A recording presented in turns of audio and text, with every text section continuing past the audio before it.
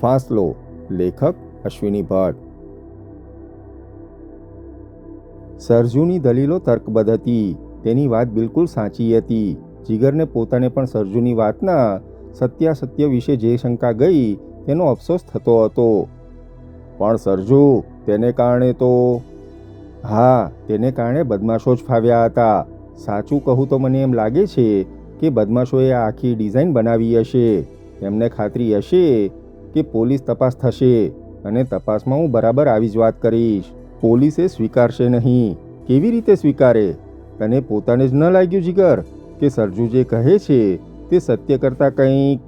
સરજુ, એવું નથી, પણ મને પોતાને આ વાતમાં જીગર પોતાની જાતને સ્પષ્ટ કરવા માંગતો હતો, પણ તેને બદલે સરજુ જ બોલી. તારે કોઈ સફાઈ પેશ કરવાની જરૂર નથી જીગર. હું એક સ્ત્રી છું, એટલે જ સ્પર્શને સમજી શકું છું. પુરુષોને એ સમજાશે નહીં. સ્પર્શને ઓળખવાની, સ્પર્શમાંથી અર્થ કાઢવાની સ્ત્રીમાં જે આવડત હોય છે તે પુરુષોમાં નથી. સ્પર્શને વાચા હોય છે એ તને નહીં સમજાય. તારી હથેળીમાં થતા સંવેદન પરથી મને ખ્યાલ આવ્યો હતો કે તું મારી વાત રસપૂર્વક સાંભળી રહ્યો છે, પણ તારું મન એ વાતને સત્ય તરીકે સ્વીકારવા તૈયાર નથી. વેલ, હું તારો દોષ નથી કાઢતી. કોઈને પણ એવું લાગે. માય ગોડ સરજુ, તું ખરેખર અજોડ છે. વેલ, આઈ એડમિટ, આઈ કન્ફેસ, મને શંકા થતી હતી. કંઈક અવાસ્તવિક લાગતું હતું. પણ વેલ સરજુ, બાય ગોડ આઈ સે, મેં જગતભરના ક્લાસિક્સ વાંચ્યા છે. રાજસ્થાનની છોકરીઓમાંથી થોડીકનો મને અનુભવ છે. અલબત્ત એવો અનુભવ નહીં, પણ સામાન્ય પરિચય. પણ મને પહેલીવાર ખબર પડી કે એક સ્ત્રી ખુલ્લી કિતાબની માફક સ્પર્શને વાંચી શકે છે. જીગરે કહ્યું. સરજુએ જીગરના વાળ ખૂબ વાત્સલ્યથી પકડ્યા. નાના બાળકને રમાડતી હોય તેમ તેણે તેના વાળમાં હાથ ફેરવ્યો અને બોલી, તારી માને જો તે કદી પૂછ્યું હોત તો તે પણ તને કહી શકત કે સ્ત્રી સ્પર્શને વાંચી શકે છે. સરજુ થોડીવાર જીગરના વાળને રમાડતી રહી. જીગર તદ્દન અવાચક બની ગયો. તેને તેની મા યાદ આવી. પોતાના બાળપણમાં જ ગુજરી ગયેલી તેની માની તેને યાદ આવતી હતી, પણ તેને કોઈ મૂર્ત સ્વરૂપ ન હતું. બજોટાના ઘરના ઓરડામાં તેની માની એક તસવીર લટકતી હતી અને તે પણ વર્ષોથી ટીંગાતી હતી, એટલે ઝાંખી પડી ગઈ હતી. છતાં એ તસવીરમાં દેખાતી તેની માની આંખો કેવળ જીવંત લાગતી હતી, જીવંત અને વાત્સલ્યપૂર્ણ. જીગરે સરજુનો હાથ પકડ્યો. સરજુ નીચે ઝૂકી અને તેણે ધીરેથી જીગરના માથા પર ચુંબન કર્યું. સરજુના સ્તનયુગ્મમાં વાત્સલ્યનો સંચાર થયો. એ અદ્ભુત લાગણી હતી, જેમાં જીન્સી આવેગનું કોઈ દેવી સ્વરૂપ પેદા થયું હતું. જીગરને અકળામણ થઈ. પોતાની જાતને સ્વસ્થ કરવા માટે તેણે પ્રશ્ન પૂછ્યો, પછી શું થયું સરજુ? વેલ, આઈ વિલ ટેલ યુ. તે બનાવ બન્યા પછી 1 અઠવાડિયા સુધી પોલીસે એમકેની પૂછપરછ કરી. પોલીસે પોસ્ટમોર્ટમ રિપોર્ટ પર પોતાની તલાશનો આધાર રાખ્યો હતો અને એટલે જ મર્ડર કે સુસાઇડ એ 2 પર્યાયો હતા. સૌથી વધુ વિકટ પ્રશ્ન એ હતો કે મારી માના માસ્ટર બેડરૂમમાં વિસ્કીની બોટલ અને 2 ગ્લાસ પડ્યા હતા. એક પર મારી માની ફિંગરપ્રિન્ટ્સ હતી અને બીજા પર એમકેની. બોટલ પર એમકેની પ્રિન્ટ્સ હતી. એ બોટલ અને ગ્લાસ સવારે ત્યાં ન હતા તેવું સેવંતી અને ગોવાજી બંનેએ કહ્યું હતું. એ ગ્લાસ અને બોટલ તથા સિગરેટના ઠૂઠા ભરેલી એસ્ટ્રે ત્યાં કેમ પડી હતી એ પ્રશ્ન જેટલો પોલીસ માટે મૂંઝવતો હતો તેટલો એમકે માટે.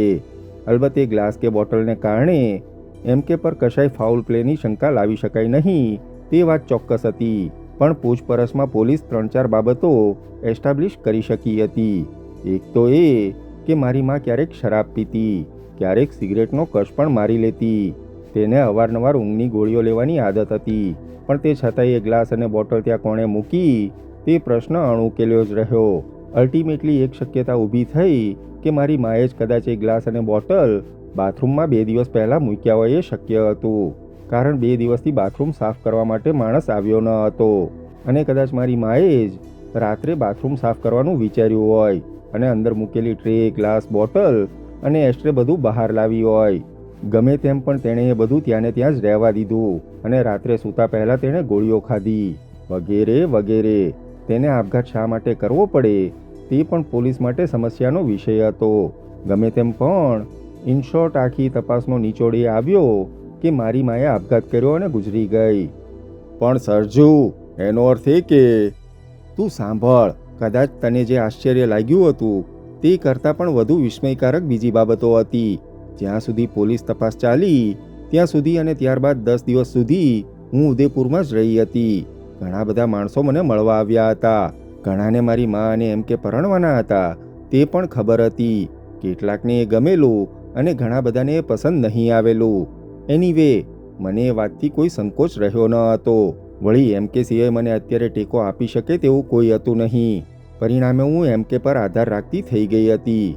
વળી અમને બેને જે વાતની ખબર હતી તે બીજા કોઈને ખબર ન હતી. છતાં દિવસો સુધી અમે એ બાબતની ચર્ચા કરી ન હતી. જ્યારે પણ હું અને એમ કે એકલા પડતા ત્યારે હું તેને પૂછતી, એમ કે શું મારી માના ખૂની અને મારા પર બળાત્કાર કરનારા બદમાશો તદ્દન છૂટા જ રહેશે? એમ કે મારી રગે રગમાં એટલો ગુસ્સો છે કે સરજુ, તે કહેતો, દિવાલોને પણ કાન હોય છે. એક વખત આ બધું પતી જવા દે, પછી આપણે તેનો બંદોબસ્ત કરીશું. એમ કે તું જાણે છે એ બદમાશો કોણ છે? હું તેને તુકારે બોલાવતી, કારણ તે મને એમ જ બોલાવવાનું કહેતો. મારા ડેડીને હું તું જ કહેતી. એકની એક હતી મોઢે ચડાવેલી, સ્પોઇલ્ડ ચાઇલ્ડ, કહીને સરજુ હસી. પછી શું? જીગરે અધીરાઈથી પૂછ્યું. એમ કે એ બદમાશો કોણ હતા તે જાણતો હતો? નહીં, તે ચોક્કસ જાણતો ન હતો, પણ તેને શંકા હતી. શંકા જ નહીં પણ પાકે પાયે ખાતરી હતી. સરજુએ જવાબ આપ્યો. કોણ હતા એ બદમાશો? જીગરે પૂછ્યું. સરજુ તેની સામે જોઈ રહી. અંધારું જામી ગયું હતું એટલે જીગરનો સ્પષ્ટ ચહેરો તેને દેખાતો ન હતો. કોણ છે એ બદમાશો? મેં એક વખત નહીં અનેક વખત એમ કેને પૂછ્યું હતું, પણ એ જવાબ દેતો નહીં. તે હંમેશા મને કહેતો, સરજુ, તું મારા પર વિશ્વાસ રાખ. તારા પર બળાત્કાર કરનારા અને તારી માને મારી નાખનારા એક એક બદમાશને હું તારી સામે રજૂ કરીશ. પણ મહેરબાની કરીને તું મને આ પ્રશ્ન પૂછ્યા ન કરીશ. આખરે મારે વળી પાછું મુંબઈ જવાનું થયું. આમ તો સામાન્યતઃ હું મુંબઈ પ્લેનમાં જ જતી, પણ આ વખતે એમ કે મને મોટરમાં મૂકવા આવવાનું નક્કી કર્યું હતું. મને આમેય લાંબી ડ્રાઈવ પર જવાનો શોખ છે, પણ ઉદયપુરથી છેક મુંબઈ મોટરમાં જવું તે જરૂરી ન હતું. છેક મુંબઈ મોટરમાં જવું છે? મેં એમ કેને પૂછ્યું. હા મારી લિટલ સરજુ, મારે તને કેટલીક અગત્યની વાતો કહેવી છે અને તે માટે તદ્દન એકાંત જોઈએ. મુંબઈ તને મૂકવા હું આવીશ. આપણે મોટરમાં કલાકો સુધી એકલા રહી શકીશું અને હું તને બધી વાત કરીશ. આમે હવે તારા બાપુની, તારી માની બધી જ મિલકતો તારે સંભાળવાની આવશે. તે પહેલાં તું કેટલીક ગંભીર, કેટલીક સ્વાર્થની તો કેટલીક ખતરાજનક વાતોનો પૂરો ખ્યાલ મેળવી શકે. ખતરાજનક? મેં પૂછ્યું હતું. એમ કે ઘડીભર મારી સામે જોઈ રહ્યો અને પછી ધીરેથી બોલ્યો.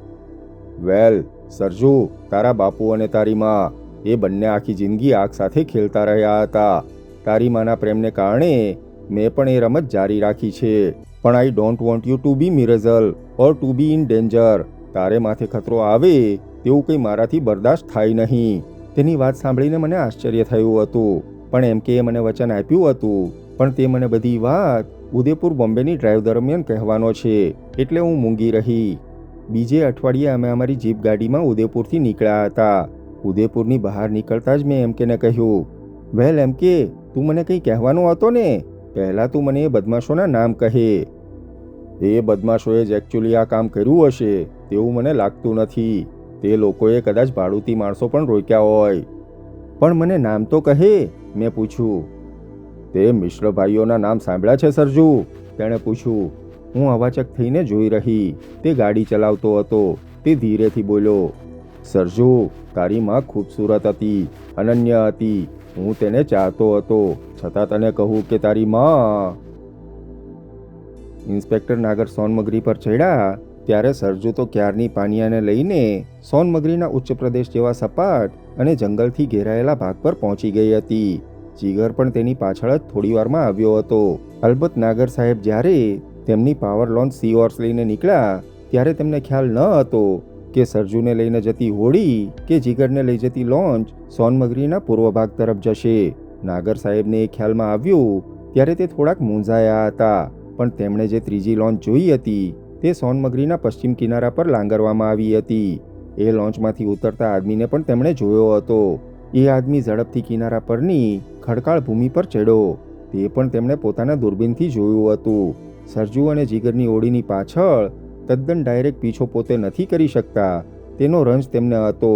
તેમણે ધાર્યું હોત તો તે અન્ય પોલીસ અધિકારીઓનો ઉપયોગ પણ કરી શક્યા હોત. તેમણે એમ ન કર્યું કારણ તેમને એ દહેશત હતી કે જો જીગર ચેતી જશે તો એ લૂંટનો સંતાડેલો માલ લેવાની ઉતાવળ નહીં કરે અથવા તો થાપ આપીને ઉઠાવી લેશે. જીગર નિશ્ચિંતાથી લૂંટનો સંતાડેલો માલ ઘેર લઈ જાય તેમ જ બનવું જોઈએ. નાગરને તે મિનિટ સુધી ખબર ન હતી કે સરજુ દીવાન પણ આ હેતુથી જ જીગરનો પીછો કરી રહી હતી. પોલીસના જે માણસોએ જીગરની હિલચાલ પર તે જેલમાંથી છૂટો ત્યારથી નજર રાખી હતી તેમણે નાગરને રિપોર્ટ તો આપ્યો હતો કે જીગરની હિલચાલમાં બીજા માણસો રસ લેતા હતા. આ રિપોર્ટ પરથી નાગરે એક ખોટું અનુમાન તારવ્યું હતું અને એ અનુમાનને કારણે નાગર અંદરથી ખૂબ ઉશ્કેરાટ અને આનંદ અનુભવતા હતા.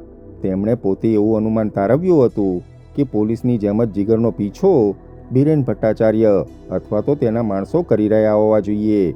તદ્દન તર્કબદ્ધ આ અનુમાન હતું.